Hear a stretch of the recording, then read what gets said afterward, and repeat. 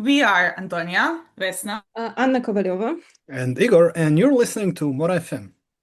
We are joined today by a special guest who is not far from us at this point, but she comes from afar. And the only reason we're speaking in English is so it's easier for everybody because her Croatian is pretty good already. But you're going to have to find her at some convention in Croatia in the near future to talk to her yourself. But in the meantime, hi Anna, and thank you so much for joining us for today's episode. Hi, thank you so much for inviting me. So first question would be, what would you say to our audience? Who is Anna? How would you introduce yourself in few sentences? Hi everyone, my name is Anna Kovalova and I'm a writer from Kyiv, Ukraine, but I'm currently live in Zadar in Croatia. I da, naravno, ja pričam hrvatski, ali zbog toga što tema je ozbiljno teška i ponekad nedostaje mi rečnika, onda krenemo s engleskim. So yes, I do speak Croatian in fact, but I often have a lot of trouble conveying my feelings in Croatian freely. So still, although I've been living in Croatia for 3 years already. And so we'll speak English today, but I think it's good. It's going to be equally interesting both for people in Ukraine and Croatia to hear, because I think that not a lot of people have a clue what I do generally, not in Ukraine and not in Croatia. Because, I've been running around conventions like crazy, and they were in Ukraine, they're like, what's her deal? Why is she doing that often? Why does she keep interviewing, the writers and writing articles about European SF? Well, I'm a writer myself, and I write fantasy mostly. I write both novels and short stories, and I'm mostly known as this Terry Pratchett style writer, because I write comic fantasy, and I wrote a fantasy series which is called Smart Charms in Ukraine. I'm currently working on the second book of the series, and I've been really consistent with my tone of voice, and I've started out in 2017 with short stories. And even if you look at my short stories, it's like, oh, this girl is about to write this novel, because I have the same tone of voice, which is comic fantasy, really funny. But recently I wrote a very dark YA teenage fantasy which is called Dark Seas, and it's largely inspired by Adriatic, and it's going to be out in Ukraine next year. And I wrote a thriller. I work as a journalist for one of the Ukraine's, well, the only one oldest SF society that we have, called Starford, which is actually the closest what we have to Sfera Croatian society. And I have 3 kids. I like reading comic books, and I wrote about myself that I like watching sunset, but that's Zadar's thing, Zadar is famous Yeah. for sunsets. So I'm not that, romantic kind of type of girl. It's just Zadar is particularly known for sunsets. Thank you for inviting me. Well, thank you for agreeing to talk to us. And we actually had to reschedule. So thank you for still being interested in talking to us, even though it's been a couple of weeks. I just wanted to ask, just to be sure, is there any genre you haven't written a book in so far? Well, the thing is, I specialize in this comic fantasy, but Mhm. I wrote a book, and I wrote it throughout 2021. And Mhm. then the invasion happened. And Mhm.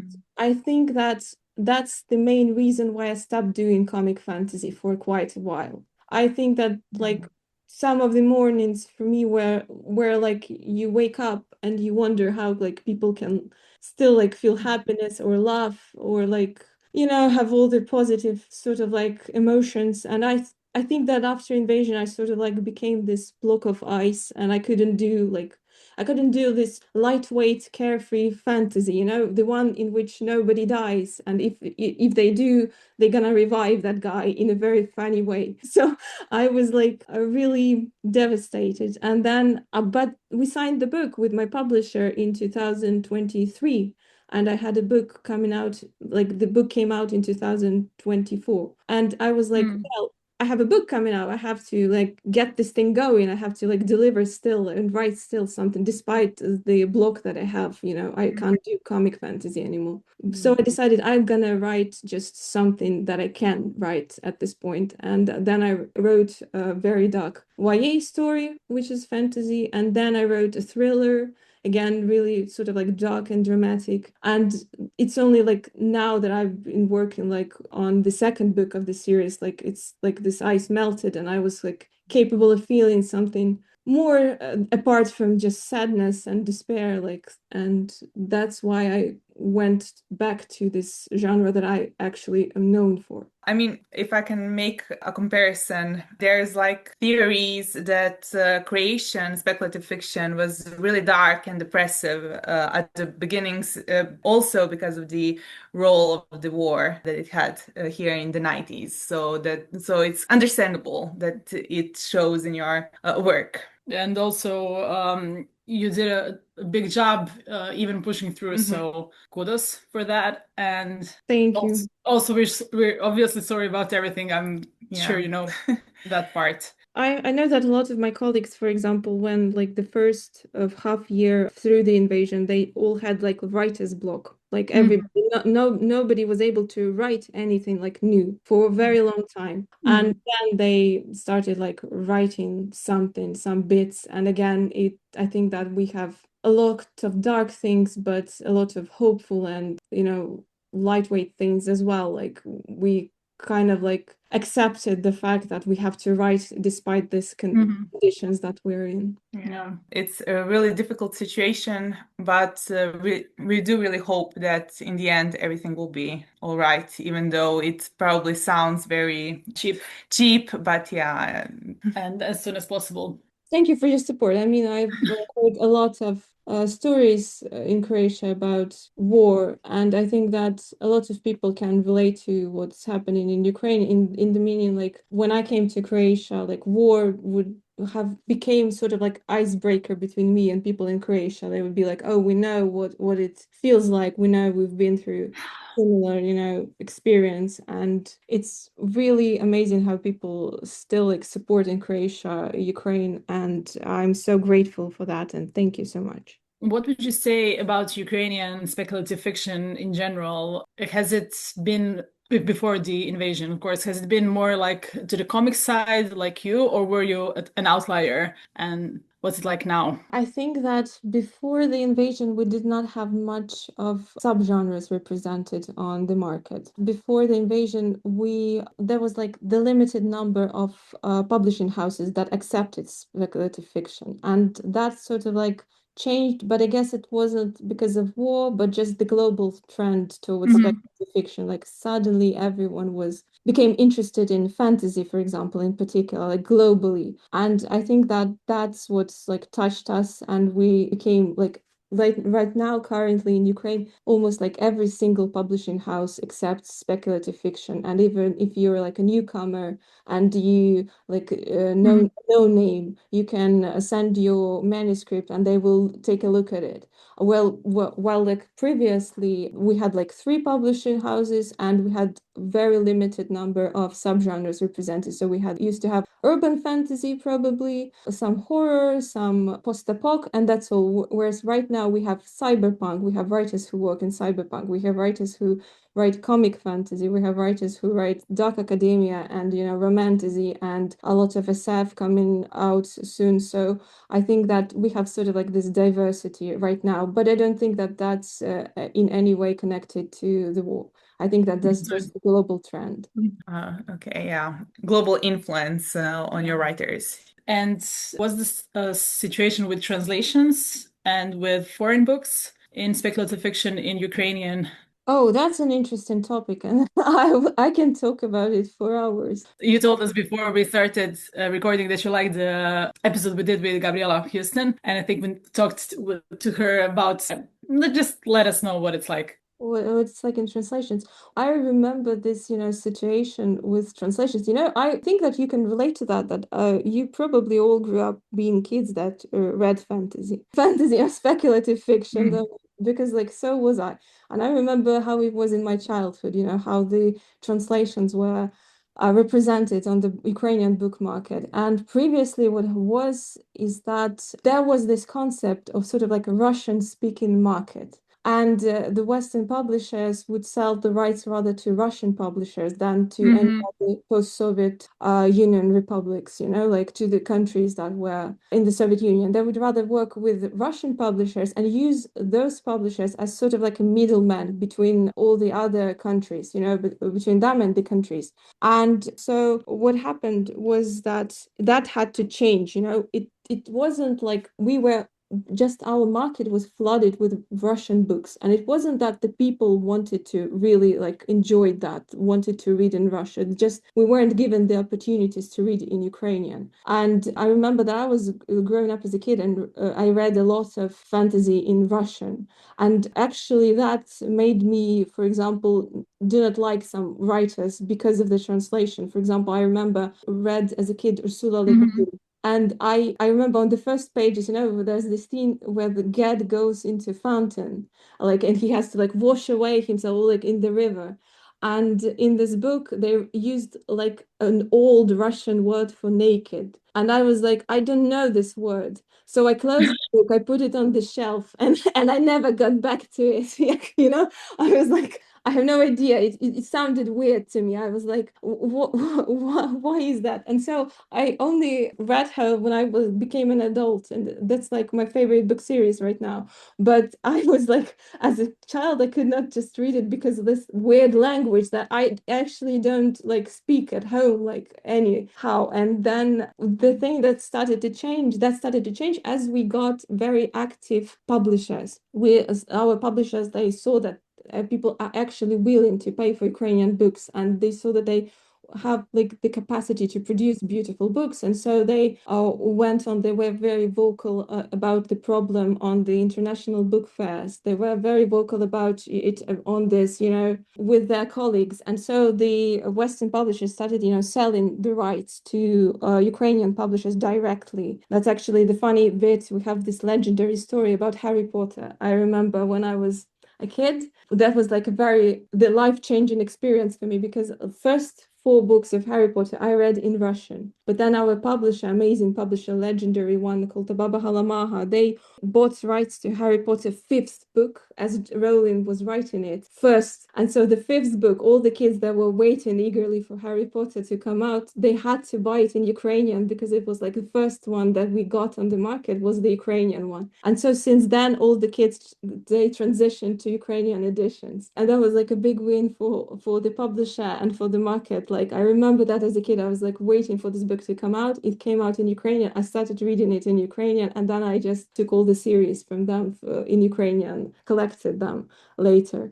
And that's like a nostalgic bit, like for Ukrainian kids, like that started reading the fantasy in Ukrainian since Harry Potter. And then we had like those publishers were very active, and eventually the Western publishers stopped working with Russians and started working with us. But that is the reason this attitude towards us, like being some kind of like, I don't know, like not an independent market. They did not view us for many years. They haven't viewed Ukraine as an independent market.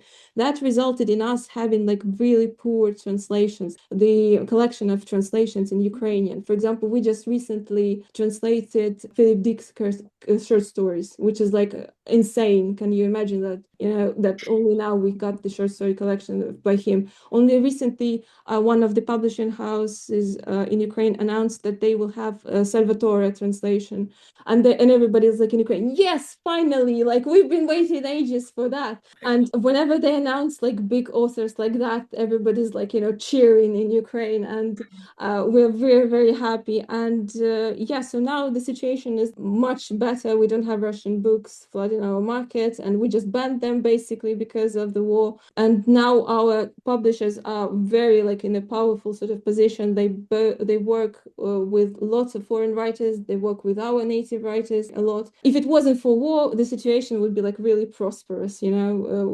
Everybody is in the winning kind of like position right now in terms of the translations, and the Ukrainian writers as well are winning from that. So when you're saying about translations, do they do like an equal part of classics and current authors, or do they lean more toward, because you mentioned Salvatore and Philip K. Dick, but is there like a movement among the publishers to do all the classics, Clark, Asimov, Herbert.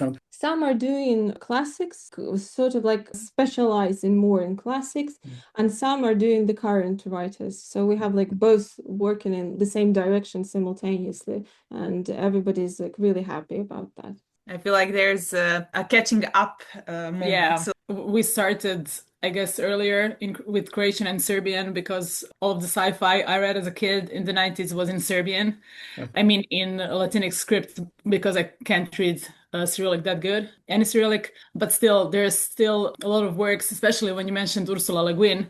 A lot of her work still hasn't been translated into Croatian. Oh, So I can get that, yeah, that part. So, what would you say about your national authors? So, if when we talked with Gabriela Houston, you probably heard about, and probably living in Croatia and going to conventions, maybe you noticed that we have some troubles with Croatian authors, but with getting to the audience as a Croatian author to a Croatian audience. Would you say that how is the situation in Ukraine? well, I think that we have sort of this complex, the inferiority complex concerning our writers, and that mostly like comes from the audience. I think that the readers, they think that foreign writers, English-speaking writers, are like more valuable. Our own writers, they are sort of like I don't know, like a byproduct of of this writers. There's this great literature, English literature, and there are so like smaller writers which are our writers, and I think that we work in the direction of, for example, at Starford, to prove that our own writers are valuable no less than the foreign writers. And I think that the publishers, they do have that attitude, for example, in terms of how many books do they publish. What if that's a foreign writer, they're gonna have like tens, thousands of books from the very start. When there's a native author, that means that they're gonna have thousands of books published. And the way they market the books, I guess, is as well is a bit different. But overall, I think that it's like slowly starting to change in Ukraine as we get to understand that our writers, they work like, I think that readers do understand that we're the writers, they work in terrible conditions in Ukraine right now, and we have to like support them, and they are really valuable in terms of like they tell the stories nobody else can tell about Ukrainian history and the heritage, and it's really important, and I think that it's getting like slowly better. And I'm really interested in your job as a journalist. I mean, what kind of topics you cover? Basically, I just go to conventions. Basically, I just cover the conventions, and I go for So you're an influencer.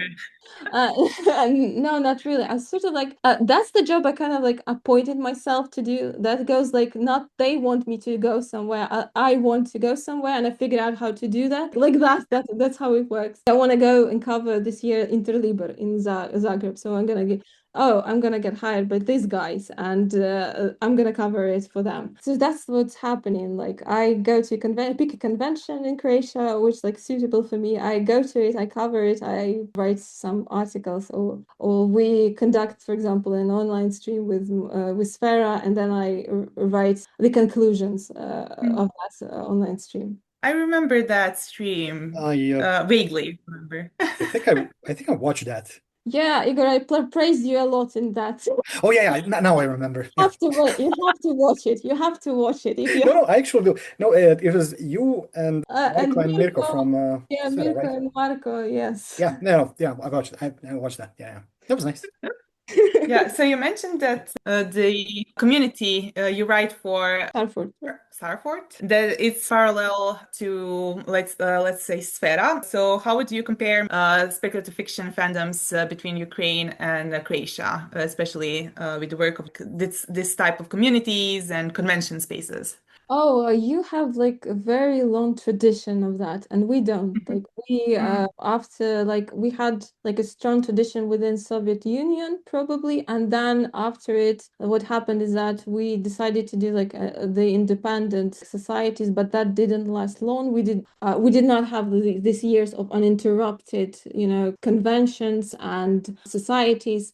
And so, like, basically, we had like a group of people in 2008 gathering and started doing a bit of things. They would do workshops for authors, they would do a bit of like presentations, online streams, and that's like growing like right now, like turning into something more of like society actually currently only. And you have like much more active like fandom, and also the traditions of conventions. You have like probably like in every city that's something is happening, At this point, yeah.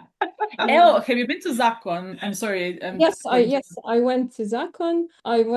They asked me like if you want to go to Fantasticon, it's like near you. And I didn't because I had a lot of plans at that time, but probably next year I'll do Fantasticon as well. So it's like everybody's gathering all the time, and we don't have that tradition in Ukraine at all. And we don't have this weekly gatherings. Sometimes you have the societies, like I know that in Slavonsky Brod there's a society and they have the weekly meetings, and we don't have that at all in Ukraine. Just a question, not to, I don't want to poke, but I just have to ask because I've had similar discussions with Croatian fandoms earlier. I mean, pre-COVID, so a long time ago. What about the manga anime scene in Ukraine? Are there any people in the scene? Are you separated, I mean, by generation or etc., or is it irrelevant to this topic? Sorry. We have like strong publishers that publish manga, and and they do a lot of work in that. And they did one manga with, I guess, Japanese artist about war in Ukraine. So there's like a strong movement, and from time to time we would have, for example, in Kiev we had FunCon a month ago, and there would be like a lot of events about manga and the translations that they represented there because they buy in actively the rights. We recently had in Ukraine, oh yeah, they announced at FunCon that they bought the rights to Monster manga, and like everybody was really happy about that. That was like a big surprise because they previously haven't done that. And so we have like a lot of people like interested in that, and this movement is again evolving and really sort of say strong. Like it's really strong currently. And what's interesting about this manga and anime, I've noticed that I've been like I've traveled to Slovenia. I was at the convention there at Najmeni Vidnega, then I was at Sphericon. Is that it's interesting that I've noticed that our cosplayers, they choose different characters. At FunCon, I wasn't there like in Kiev, but I saw like a lot of cosplayers, and I watched and I saw these photos of them, doing a lot of cosplay. It's interesting that both in like Slovenia and Croatia, they choose like one set of characters to cosplay, and they're like always there. And in Kiev, in FunCon, we had like another set of characters, and that's what like was amazing to me. I was watching that, and that's an interesting observation, sort of this interesting fact, because like in Kiev, there would be like a lot of people cosplaying Attack on Titan. There would be like 30 people, like at least at FunCon. Whereas in Zagreb, I remember I've met only like one Mikasa, and that was all. And I think that that's again maybe the influence of war. I don't want to, speculate on it much, but I think that we love the stories. Currently, we choose the stories that evolve around, this life under constant threat. I think that for example, the Broken Earth series were published in Ukraine, they became like instantly really popular among Ukrainians, and I think that that's the reason. Like we want to sort of get into this experience, but in a metaphorical way. We want to live through it and know and we can relate to the experience that the characters have there, and to understand that. And those like books and anime, they help us to understand our own experience more. If we wanted to try Ukrainian speculative fiction, but we don't know can't read Ukrainian, is there, and how much there is translated into English or maybe originally written in English? Do you know? We, by the way, don't have that tradition of writers writing in English, like at all. If we have the writers that write in English, those will be like diaspora writers. That would be writers who live in Canada or writers who live like in the USA, and they constantly write in English. Whereas our writers in Ukraine, they don't ever do that. We don't have, although I think that comes from the fact that we don't have that level of English proficiency as you guys do. Like every single person in Croatia knows English like very well, and in Ukraine we don't, and that's like rarely. I don't know, that never almost like comes around that there's a person writing in English, like, and that would be like translations mostly. We would have like people printing short stories here and there in some European magazines, but those would be like translations, not the works written originally in English. And we had a very cool short story collection called Embroidered Worlds. That's the short story collection about of at that time the best writers in speculative fiction in Ukraine that there were. Those again are translations, but there are some a few diaspora writers as well there. And we have a lot of our writers, they have translations in Poland. For example, they have Polish translations, some have in Czech Republic translations, but I don't think that we have anyone in English. I guess that we don't. And Croatian translations, do you know maybe? No. They encourage me all the time start writing in Croatian. They're like, Anna, maybe you should do an article for Ubik, like at least like if you don't want to do fiction, do like an article in Croatian. I was like, no, I don't think that I don't think that I can. I don't think that I'm at this level, that's able to write in Croatian. Like I can't. Look, it's the perfect way to practice. Yeah. You mentioned proficiency. Do you in Ukraine then dub movies and TV shows? Because that's usually the point. Countries that often dub movies, TV shows, anything that isn't aimed at just small children usually have people that kind of have that problem when they grow up with proficiency, which we don't do here in Croatia. We pretty much had to read subtitles since I think 9 and 10 years old. So kind of I think the English just kind of went into our ears, having seen pretty much every British crime show you can. Oh, is it really so? I did not know where that comes from. Like with you, like where do you have that like level of proficiency? We dub our movies, like we have all the movies and TV series in Ukrainian, and yeah, we don't have that translation. It's weird for us. It was one of the weird things that I discovered, that you have to go to cinema and you can watch the movie in English. That's weird to me a bit. With Croatians, it's that we're so small. We are majorly dependent on tourism. Yeah. And also, I'm not sure if it's also a part of the problem, the whole issue with being close to Russia and to literature in Russian, etc. Because when we split from Yugoslavia and etc., we had to turn the other way, and then we had to suddenly stop learning German and Russian. I mean, a lot of people in Croatia in the mid 20th century and later still learned Russian. So we had to quickly learn English. I think that's the thing that happened to Croatians, and also because it's such a small country. So yeah, it's not bad. It worked fine for you. That strategy totally worked fine for you. it wasn't a strategy. but let's pretend it was planned. Yes. Yeah. Earlier, when you mentioned how you don't have Ukrainian writers writing originally in English, I wanted to say that it was a matter of necessity for us. Not really a plan. It was just we would like people to read these books that aren't our close circle of friends and a couple of other writers we know. So. But also another problem is that if you want to read speculative fiction and you can only read Croatian, I'm gonna swear, you're fucked. So that's why a lot of people had to learn English to read speculative fiction and to communicate with our fans. It's part of the reason why Croatian science fiction, written in Croatian by Croatian authors, had a bit of a stigma, because people kind of got, I think one of the reasons was people kind of got used to reading speculative fiction in English and kind of connecting those two things in their head, subconsciously at least. And this isn't for me, this is not going to be good. But also what Vesna said, yeah, you were fucked, because up until what, I think 10-15 years ago, most science fiction translated in Croatian were writers like Asimov and Clarke. I mean, the authors that were today would be so old they could have died twice of old age, basically. And so that's why I asked whether or not in Ukraine you have this combination of classics and new authors, because that is something that is kind of only started increasing in volume in the past, let's say, 10 years. Croatian publishers doing stuff that's currently out that people all are reading now, which is a great thing because especially since we do the Morena Kutia magazine, you kind of, after a certain point of reading submissions, you get this feel of when it's an author that basically not only grew up reading classics, but never read anything else.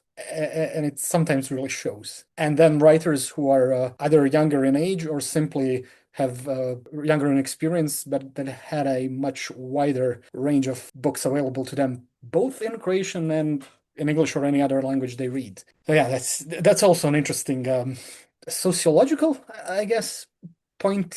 Yeah, I see that, but I think that I remember I was at Sphericon this year and they told that there is a problem, like when you see a Croatian writer who read mostly in English, they try to build, sentences the way that the English language would be, because they have a different structure of the sentences, different in Croatian and English, and they're like, we can look at this, especially like new young writers, we can look at the text and see that that's the person that actually reads mostly in English, and we don't know whether it's good or like a bad thing. It's a bigger problem than that just speculative fiction writers. It's general population problem. Younger people, especially very young people who are mostly online and mostly on, I guess, TikTok, etc., they kind of forget our clauses, padeži.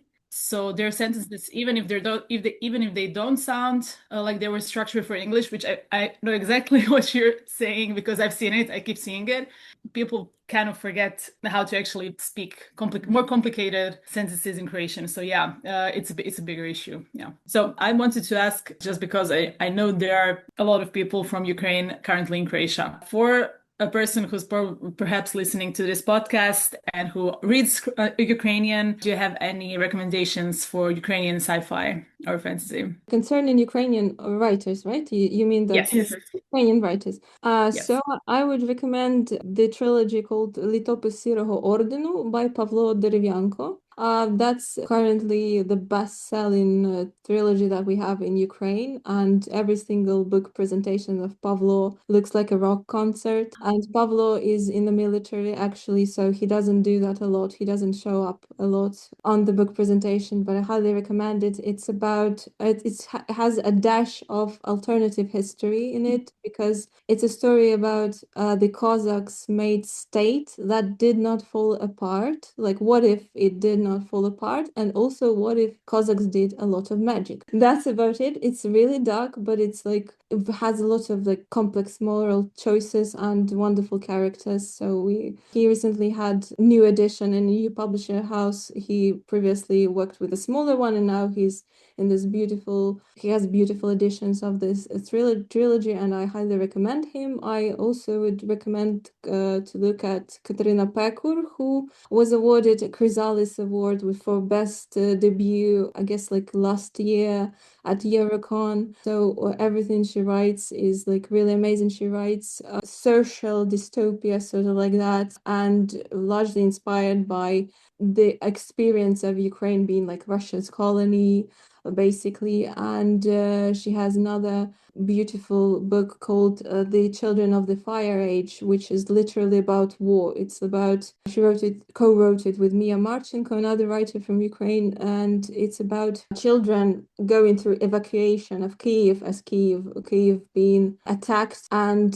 they sort of like get into this unknown realm that Kyiv has, and so they got lost on the railway station, and they go into this like another dimension that Kyiv essentially has, and that's about the protection of the city, like by different fantastic beasts that live in it, that used to live in it like for a very long time, and they all gather around to fight the enemy, despite that, conflicts and sort of like really different like relationships complex between among themselves. And yeah, we have a lot of writers.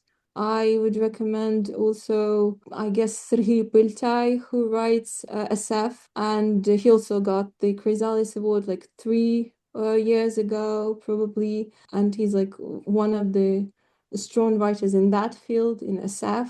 Yeah, we'll have a lot of names, a lot of colleagues. Yeah. Some of them will be happy to hear the names. Some of them will be, Anna, why didn't you tell?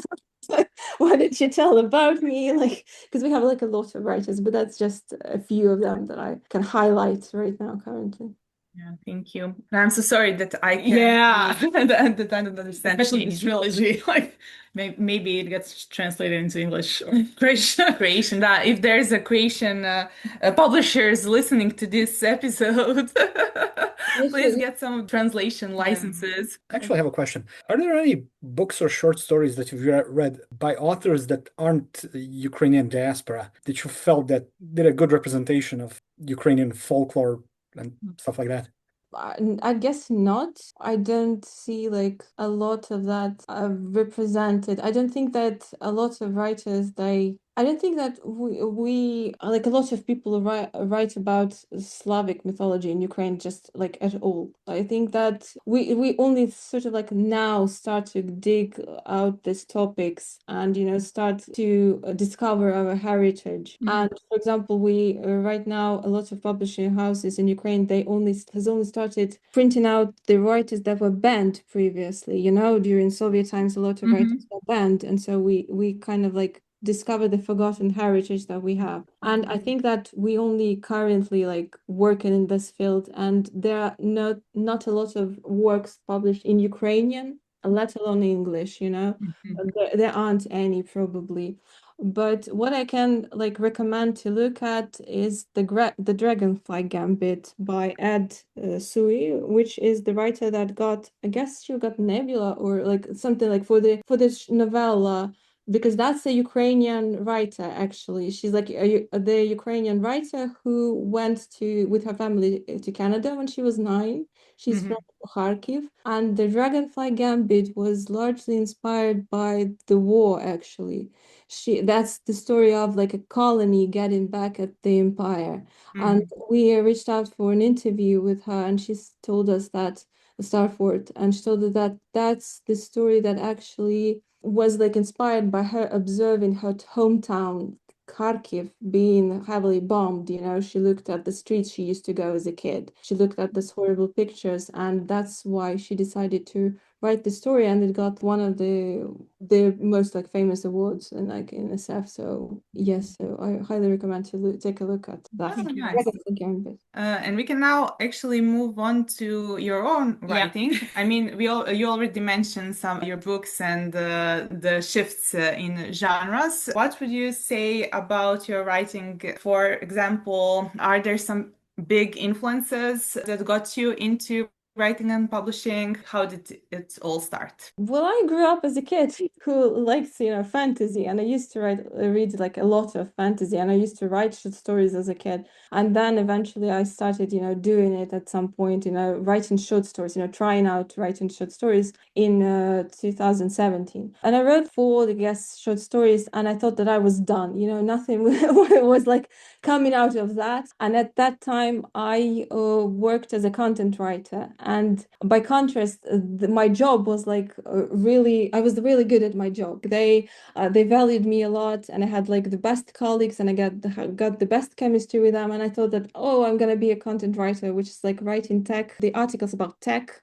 in English on a daily basis. And I was like, I'm gonna do this instead of writing fiction and like short stories. I'm really good at this. Why would I waste my time on like fiction or something? So I wrote like 4 short stories from 2017 to 2018, and I was like, I'm done with it. I'm not gonna do it like for a living. It's nothing. I have this thing going on, and I'm really good at it. Everybody's praising me. Like, I'm gonna do content writing and I'm gonna be an amazing content writer, and that's all. But the last short story that I wrote out of that four, I sent it to a contest and I completely forgot about it. And that was in June 2018. And they go back to me in autumn of 2018. I received an email. I remember I was writing an article for like autonomous cars, like something like that. I was writing about them. And I had a deadline. I was like on deadline. Everything was like, I was settled at that point. I was like working in IT and everything was fine. And then I received an email like, congrats, Anna. Will you go to the award ceremony because your short story is one of the winners? And there was like a large contest. There were like 500 participants in it, and they asked me to go to the award ceremony to a specific city in Ukraine, which is one of Frankivsk. And I was like, that completely wrecked my life at that point. Like, I was settled. I thought that I would be a content writer. I would move like towards my career path was like straight up to the management and something like that. And I was like, no, you have to like come to the awards ceremony. They write to me, and I seriously write to them back. You must have confused me with someone. Like I seriously write back like that to that email, and they write to me back like in a joking way with like lots of smiley faces, probably with J.K. Rowling. No, no, like, is it like a real thing? Are you really like inviting me? And they're like, yeah, you have to like go to this award ceremony. And so I told my husband, he's like, naturally we'll go, and like we're going there. And you know, the award ceremony there, it looked like a concert. It was this drama theater. There was a beautiful stage. There were lights. There were like hundreds of people there because after that they had like a huge party and concert essentially. And so when that happens to you, when they give you like on a beautiful stage a diploma and lots of money for your short story, and no, not just any kind of person gives you, but like the one of the most famous fantasy writers in Ukraine, like an old school one, Vladimir Arenev, and he gave me this diploma, and I was like, I'm doing this. I remember I was sitting on this night train from this Ivano-Frankivsk to Kyiv back, and I was like, what if I do this like for a living? Like, it looks amazing. Like, so that's changed my life, and I was really like disrupted everything that I planned because I was like, I can do this, like, and I can get, you know, into writing again. And so that was the turning point in my career when I decided I really like it, I really enjoy it, I have to do this too. And so I was like balancing content writing throughout a lot of years, like many years, like balanced, you know, content writing and writing fiction in Ukrainian. And then I decided to go on sabbatical to write a novel. I was like, can you?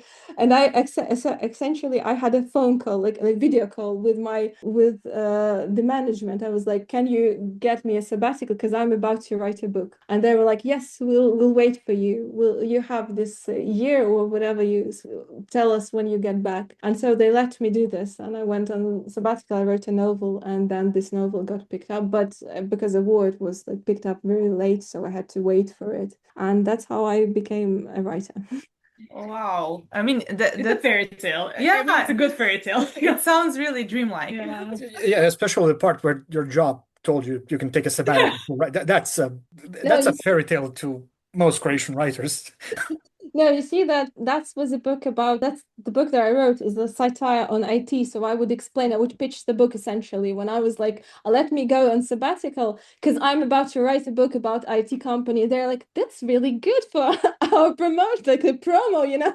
You're gonna be a writer. We're gonna tell that you were a writer at our company, you know, that's really good for us for business. So do that.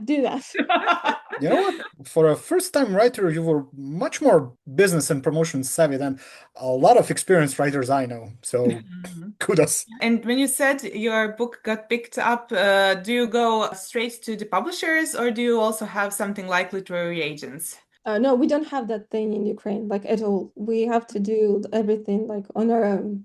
So it's the same. Yeah.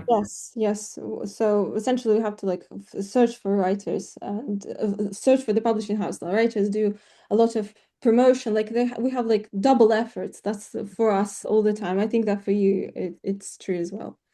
Yeah. So you had to find the publisher, send them your manuscript, wait for the answer, and everything else. Yeah, give yeah, me an like that. email. Yeah, but you managed, and Yes. it's great, really. I would really like to hear what you're working on right now. So I finished just recently a short story for a short story collection. It's a secret project, and I can't tell a lot about it, but I'm really excited because the theme that they've picked is like really complicated and interesting. So that's probably like the most heavy world building that I've done in lots of years. And then I'm writing currently the novel in this universe of Smart Charms book series. It's not going to be part two. It's rather like the novel in this universe, you know. Because they all been after Smart Charms because they compared me to Terry Pratchett. They were like, you have to do it Terry Pratchett style, like you have to like do a lot of novels about a lot of characters, and they have can go on this quest and they can go on this adventure because you build the world and you can, you know, move around it, sort of like. And then I thought like, yeah, why don't I do it? So that's the story that's going to be like a small story in this universe. But then I'm gonna write again the part two of the series because we already discussed that with the publisher. That's gonna be like 2 books about that universe, and I'm currently working on it. And like the first book was about the world that heavily like depends on magic, like we do, like as well, like we do on technologies. You know, we are all dependent on technologies, and they are as well, but on magic. And the conflict of the first main book was like magic stopped working. How do they survive now in the world where they all like were very dependent on magic? That was the main conflict of the first book. And this book that I'm currently writing, magic is back, and like they have the problem essentially in this book that I'm writing that they have to solve the crime, but since the magic is back, they do it in a very sort of like absurd and magic way. I have so much fun writing it. They're like, oh, why don't we just blow up this thing, you know? We have to like take this thing down, and they were like, we have magic, we can blow up this thing just like that. So I'm having so much fun writing it right now because it feels like I'm this 3-year-old child, and they gave me all the possible crayons that they have, and they left me in the living room unattended, and I'm just making these masterpieces on walls, you know, on the floor, like everywhere. I'm like, yes, magic, I can do magic, like a lot of magic. And because it's like a satire and a lot of absurd things that happen, you know, magic goes like this. It's like Alice in Wonderland sort of like book. I have so much fun working at it right now. Oh, yeah. This is so great. I Yeah. mean, that's the best part, I think, when you're a writer and you really have this joy for writing. You have all the crayons. Yeah. I'm gonna kind of borrow that saying if you don't mind. So it's great. And then will be moving on to the second book of the series. Did you notice in your writing, do you have like some themes that you like to get back to? So you mentioned that you dabbled in different kind of genres. Some are more lighthearted, some are more dark. But do you have some topics or themes or more motives that you notice that creep in all of your writing, regardless of genre and of the mood? Year and of the year. I don't think that I do. I don't think that I have one. Well, my husband says that you always have some sort of like water like present. There's gonna be a lake, or there's gonna be like sea or something. But in my last thriller that I wrote, I'm currently in negotiations with one publishing house about my thriller that I wrote a year ago exactly. And he told me that, and it's funny that I didn't have anything there. And I've put it deliberately. Like after that, I was like, I'm gonna put some kind of like lake or something just to mention them, that the characters will mention this like just for, you know, for fun, you know, so that you could tell that that's a recurring theme in my you know, works. A signature body of water. Yeah, like that. Igor, do you have any other questions? No, I think we covered pretty much anything I was interested in. Okay. So Anna, is there something you thought or hoped we would ask you, which we didn't get to in this interview so far? I don't know. Like I probably we've covered all the topics. Yeah, it was a good one. Yeah. I can tell you much more if you'll just ask. I think that I have like too much, like, you know, information, you know, a lot about Croatia, something like you can ask me about that. How do you like our conventions? I like them a lot. Okay. What can I say? I actually saw you at Sphericon last year. I was, I was at Yelena Donato's presentation, and I was like, "Oh, that's Morina Kutia." Yep. They're sitting there, you know. But I had to go to cover. There was like her presentation, and after that, there was like Richard Morgan, Martha Wells joint panel. Like right after that, like probably that even I had to leave early for that, and so I just went, and I was like, okay, yeah. Any chances you're coming to Libornikon this year? Yeah, I hope I will be there. Yeah, I actually applied for the program, so if they allow me to conduct a lecture and do some quality anti-Russian propaganda there, Yeah, no okay. issues with that. I'm waiting for their response because I'm like in evaluation currently, you know, Yeah, and it's early. It's still the applications are still open. I think we haven't even written any. Yeah, they're still open, and I think you're going to be fine. I have just another question about your writing. So we know because we got to read one of your short stories in English. So do you have some plans for maybe trying to like get into more international anthologies through your short fiction in English? I'm actually don't have a habit like of writing in English like consistently. Well, as a content writer, I do, but as a fiction writer, I don't. And again, in Ukraine, we don't do that a lot. Like that's not common for us to write in English.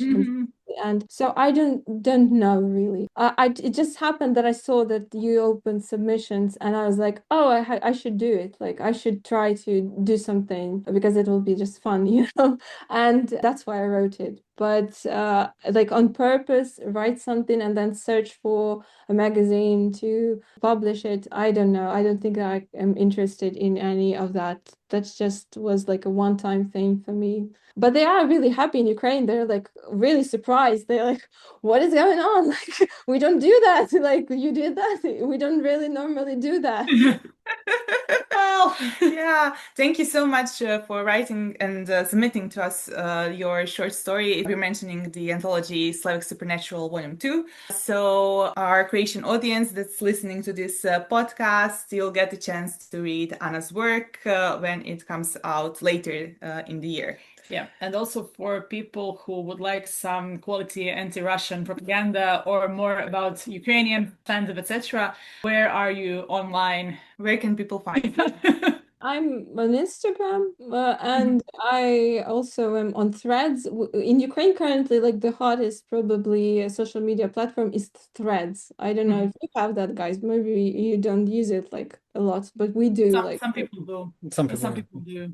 Yeah. but in Ukraine, it's like a major thing. You can, you know, have something like some trouble at local, you know, bar or something, and write on Threads a complaint, and they will fix it. You know, like that in Ukraine. Yeah, it's like really funny. Like it's really changing people's lives. And I also have like a small Telegram channel, which is essentially the audience that I bring to conventions with me. So if I ever go to a convention, I would live stream do a bit of a live stream. And so like I met Julie Kelly Brown in the toilet, and they would be like, wow, like cool, like or something like that. And yeah, I have Facebook, but I don't use it like much. So now it's your turn. We like to ask our guests very politely, and you can say no. Is there anything you would like to know from our audience? People send us their answers, and then if there's something fun or interesting, we can share it with you. So questions for the audience by you. What are the Croatian must reads? I've heard like a lot of people giving like different lists of that. And when I say that, I want to like get the list of the currently, the hottest thing that you have currently, because I know that Sfera does a lot of like overview of what's like they publish or they distribute the award of Sfera, but I can't, I can't follow that. I don't follow Croatian publishers. I don't follow like what's the hottest currently. I just find out like that a bit later through probably the award, that they distribute or something. But where can I find like the current, must reads of Croatian by the Croatian authors, and what those texts are, what those books are, what would you recommend to read like currently, because like if I asked us just generally like what a Croatian must read, and they would be like Ivana Brlić Mažuranić, and I'm like, yeah, thank you, like I know that, but like can you give me like right now, like who do I have to follow right now, like who is and they would never do that. They would be like, oh, we don't want to offend anyone, so we will not give you the names of currently working writers. We will just be polite, and you can find them, surely you can find them on your own. And I'm like, no, I really actually there are like just too many things happening at once. Like I don't really know where to find them. Send us your recommendations of the currently hot authors to morenakutja@gmail.com and at morenakutja on Instagram and Facebook. And again, thank you so much for joining us. It was really fun, and I learned a lot. Yes, and I really hope that we're going to get to meet in real life as well, not just through Zoom call. Yeah, thank you so much for inviting me. I hope that we'll meet like really, really soon. Yes, this is where we do the bye. Bye, everybody.